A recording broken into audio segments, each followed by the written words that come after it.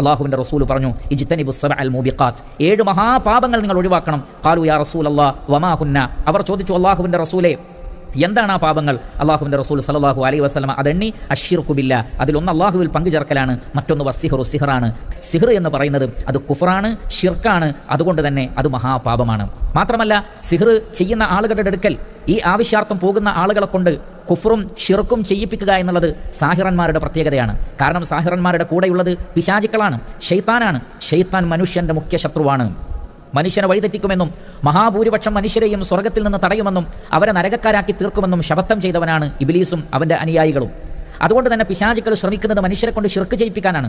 സിഹർ കുഫറും ഷിർക്കുമായതിനാൽ അവരുടെ അടുക്കലേക്ക് പോകുന്ന ആളുകളെ കൊണ്ട് കുഫറും ഷിർക്കും ചെയ്യിപ്പിക്കുവാനാണ് അവർ ശ്രമിക്കുന്നത്. അതിൽപ്പെട്ടതാണ് അള്ളാഹു അല്ലാത്ത ആളുകൾക്ക് നേർച്ചയാക്കുക, അള്ളാഹു അല്ലാത്ത ആളുകളോട് വിളിച്ചു പ്രാർത്ഥിക്കുക, അള്ളാഹു അല്ലാത്തവരുടെ പേരിൽ അറവ് നടത്തുക, അതേപോലെ തന്നെ മന്ത്രിച്ചൂതിയ ചരടുകൾ കെട്ടിക്കുക, തകിടുകൾ കെട്ടിക്കുക, ഏലസ്, ഉറുക്ക്, ഈ കാര്യങ്ങളൊക്കെ അവർ ചെയ്യിപ്പിക്കും. നബി സല്ലല്ലാഹു അലൈഹി വസല്ലം പറഞ്ഞില്ലേ, മൻ അല്ലഖ തമീമതൻ ഫഖദ് അശ്റക്, തമീമത്ത് കെട്ടിയവൻ ഷിർക്ക് ചെയ്തിരിക്കുന്നു. ഈ ഷിർക്ക് അവരെ കൊണ്ട് ചെയ്യിപ്പിക്കുകയും കെട്ടാനുള്ള ചരടുകൾ കൊടുക്കുന്നതും ഈ പറഞ്ഞ സാഹിറുകളാണ്. അതേപോലെ തന്നെ അള്ളാഹു അല്ലാത്തവരുടെ പേരിൽ അറവ് നടത്തുക, കോഴി അറക്കണം, ആടിനറക്കണം, ഇന്നതിനെ ബലി നൽകണം, ഇന്നാലിന്ന പിശാചിന് അല്ലെങ്കിൽ ഇന്നാലിന്ന പ്രതിഷ്ഠക്ക് അറവ് നടത്തിപ്പിക്കുന്നു. ഇമാം മുസ്ലിം അദ്ദേഹത്തിന്റെ സ്വഹീഹിൽ ഉദ്ധരിക്കുന്ന ഹദീസിൽ കാണാം, നബി സല്ലല്ലാഹു അലൈഹി വസല്ലം പറയുകയാണ്, വലഅന അല്ലാഹു മൻ ദബഹ ലിഗൈരില്ലാ, അള്ളാഹു അല്ലാത്തവർക്ക് വേണ്ടി അറവ് നടത്തിയവരെ അള്ളാഹു സുബ്ഹാനഹു വ തആല ശപിച്ചിരിക്കുന്നു.